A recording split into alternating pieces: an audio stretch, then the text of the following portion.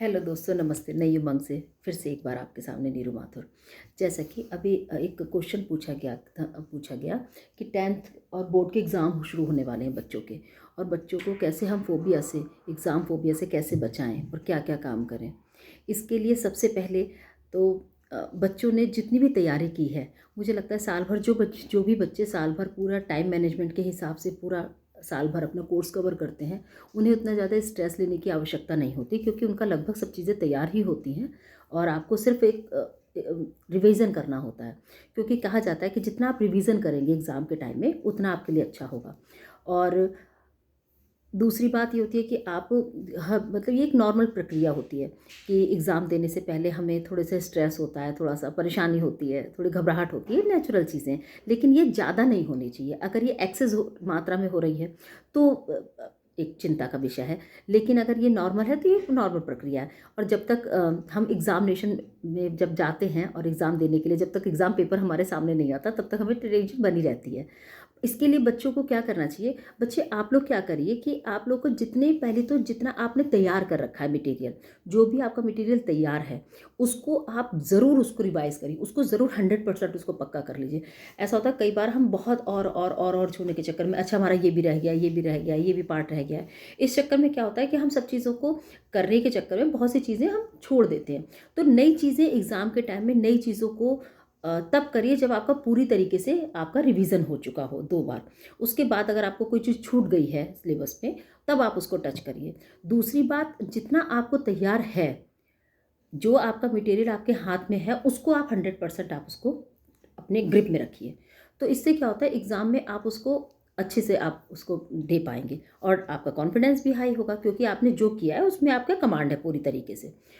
Question paper हमेशा जब भी आए तो आप याद याद रखिए, टाइम मैनेजमेंट का बहुत ध्यान रखिए। हर क्वेश्चन को कितना टाइम देना है, ये एक इम्पॉर्टेंट पार्ट होता है। कई बार बच्चे एक क्वेश्चन को, 2 क्वेश्चन को अच्छे से आपको याद होता है, उसको आप सोचते हैं और अच्छा लिख दें, और अच्छा लिखने के चक्कर में और बाकी क्वेश्चंस रह जाते हैं। तो आप ये याद रखिए कि सारे क्वेश्चंस को अच्छे से टाइम दीजिए। हर क्वेश्चन का एक टाइम निर्धारित करिए और उसके बाद उस क्वेश्चन को अटेम्प्ट करिए। अपने लास्ट ईयर के क्वेश्चन पेपर, अपने पहले उसको उन क्वेश्चंस को, पेपर को लीजिए और फिर उसके बाद 1 से 2 बार उनको करिए। तो आपको पता चल जाएगा कि आपका टाइम, आप उतने टाइम में कितने आप चीज़ों को कैपेबल हैं करने के लिए। कोई भी क्वेश्चन छूटे ना, इसका ध्यान रखिए। 100% पूरा क्वेश्चन पेपर करने की 100% करिए। और आपको जो पहले क्वेश्चंस जिसमें आपका पूरी तरीके से पकड़ है, वो आप लीजिए, उसको आप पहले अटेम्प्ट करिए और रिवीजन ज़रूर करिए। देने के बाद रिवीजन का टाइम इतना करिए, मैनेजमेंट टाइम का, कि आप अपने क्वेश्चन जो भी आपने लिखा है उसे आप एक बार रिवाइज कर सकें अपनी आंखों के सामने से, अपनी आंसर शीट को। तो इसका थोड़ा सा ध्यान रखिए। रिलैक्स रहिए, भरपूर मात्रा में नींद लीजिए। हैवी डाइट रात में नहीं लीजिए, क्योंकि हैवी डाइट लेने से क्या होता है कि आपका बॉडी एकदम भारी सी हो जाती है। तो यही ध्यान रखिए। और अगर हो सके तो मॉर्निंग में, सुबह सुबह अगर आप तैयारी करते हैं सुबह उठ के, तो सुबह का टाइम हमेशा बहुत फ्रेश होता है, आप उस टाइम को आप यूज़ करिए। और हल्की चीज़ें लीजिए, ज़्यादातर फाइबर का इंटेक करिए, उससे क्या होता है बॉडी में ऊर्जा बनी रहती है। और थोड़ा सा, और हर याद रखिए, हर 2 घंटे लगातार बहुत लंबी सिटिंग मत दीजिए स्टडी को। बहुत लंबी सिटिंग देने से क्या होता है कि आप थक जाते हैं। हर टाइम आप ऐसे मैनेज करिए, हर 2 घंटे के बाद 15 से 20 मिनट का आपको ब्रेक देना है।